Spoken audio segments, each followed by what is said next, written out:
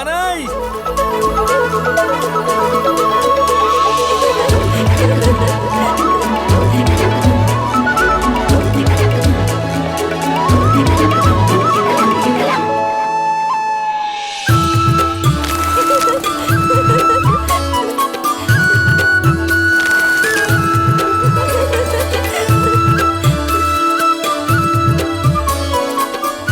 তুমি একটু বেশি চালাক ভাবো নিজেকে, তাই না?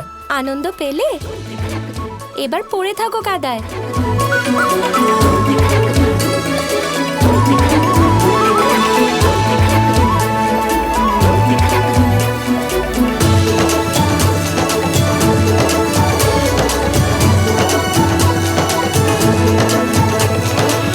আমি জানতাম তুমি নিজের বুদ্ধি নিশ্চয়ই লাগাবে। দেখো, এখানে তো কিছুই নেই। বাহ রাধা, সত্যি মেনে নিলাম। এবার তুমি সত্যি আমাকে ফাঁসিয়ে দিলে। চলো সখীরা। যাক, এইবার তুমি জিতে গেলে রাধা, কিন্তু অন্তিম বিজয় তো আমারই হবে। আরে ভালো করে দিন, এটা কি করছেন? হ্যাঁ হ্যাঁ, দিচ্ছি। সব উঠেছে দেখুন। আরে সব কাদাই তো উঠে গেছে কানাই।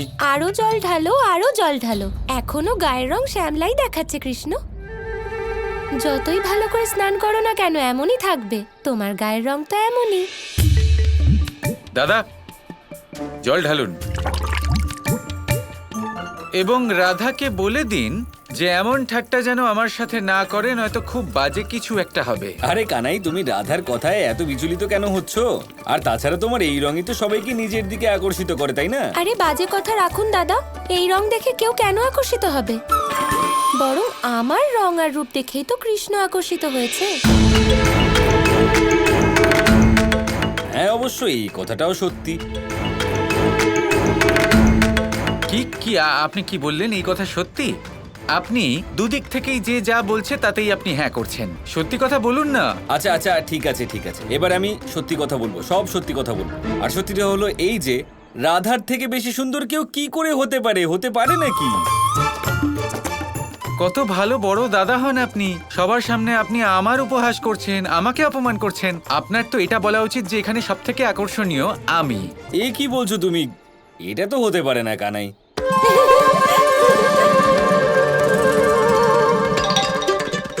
যদি আমি এমন কিছু করে দিই যার ফলে রাধার রং আমার মতো হয়ে গেল, তখন তো কোনো সমস্যা হবে না। কি বলো রাধা? আরে যাও যাও, যাই করো না কেন আমার রং এরকমই থাকবে। আর তোমার মতো তো কখনোই হবে না। দাদা, এইসব কি হচ্ছে? এইভাবে অপমান করছে আমাকে সবার সামনে। কিছু বলছেন না কেন, বলুন না। তুমি আবার কবে থেকে রাধার কথায় কিছু মনে করতে লাগলে কানাই? ও তো বরাবরই এরকম বলে। চলো সখীরা।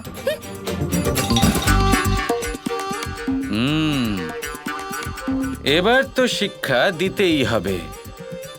ছোটবেলা থেকে আজ পর্যন্ত আমার রং নিয়ে ঠাট্টা করা হয়েছে, তাই না?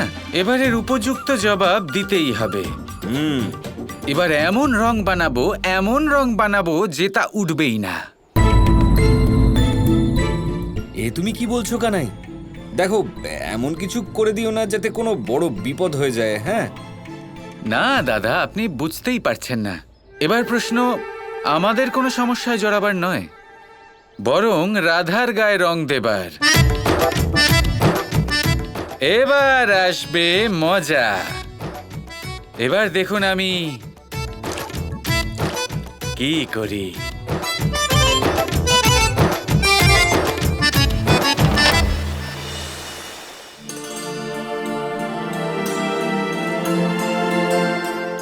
কি সুন্দর দৃশ্য।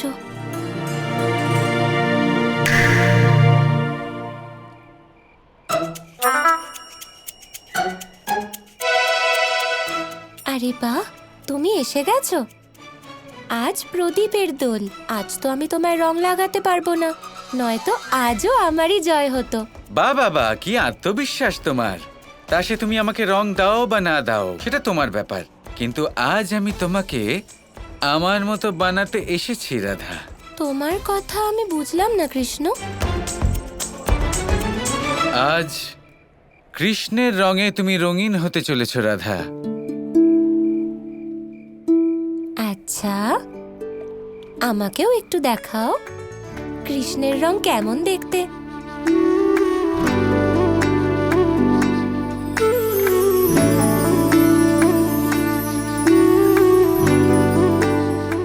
একেই বলে কৃষ্ণের রং।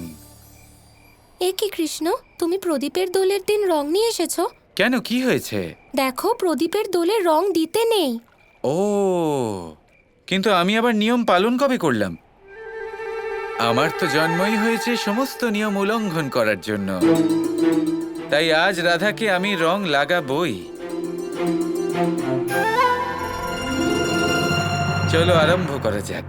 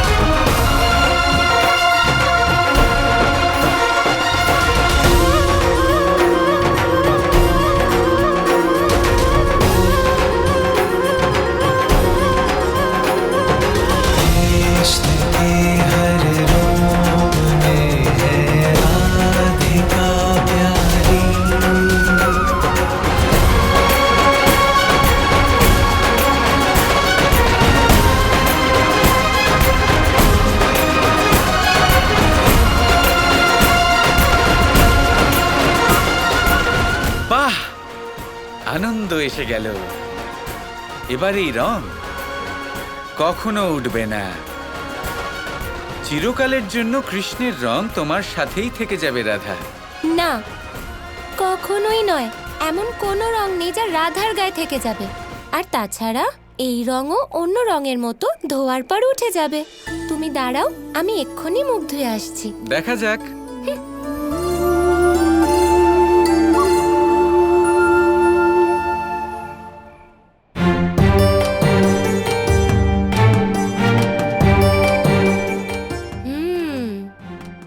কৃষ্ণের খুব বিশ্বাস, তাই না, যে এই রং উঠবে না। কিন্তু এমন কোনো রং রাধার উপর টিকতে পারবে না। কাল সকালের মধ্যে দেখো কৃষ্ণ, আমার রং আবার ফিরে আসবে। এই রং প্রেমের রং রাধা, এইভাবে উঠবে না। আর এর প্রভাব কত দূর তা তুমি কাল সকালেই জানতে পারবে।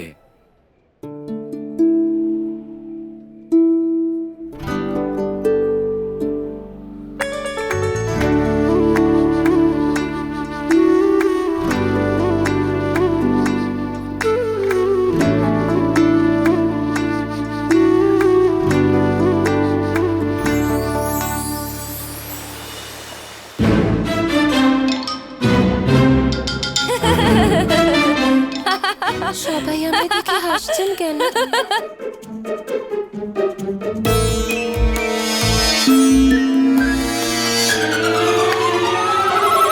এ কি নিজের মুখ ধোনি রাধা?